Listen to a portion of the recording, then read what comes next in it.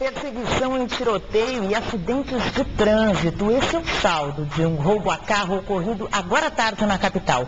O caso aconteceu na Vila Ipiranga, na zona norte da cidade. Uma mulher dirigia o carro roubado que capotou e bateu em uma árvore. O comparsa estava no banco do passageiro e atirou várias vezes em direção a uma viatura da Brigada Militar. A gente começou a ver os vidros traseiros do veículo deles saindo aos pedaços, a gente verificou que era tiros em direção à nossa guarnição, foi revidado. Um automóvel que estava estacionado e outro que saía da garagem de uma casa foram atingidos. Um deles bateu em um poste e o motorista machucou a cabeça. Foi um baita susto, né, tia? É inesperável isso aí, a gente nunca espera, né? Mas foi um susto grande. A perseguição terminou quando a mulher perdeu o controle do automóvel nesta curva. O carro foi roubado a 5 quadras daqui.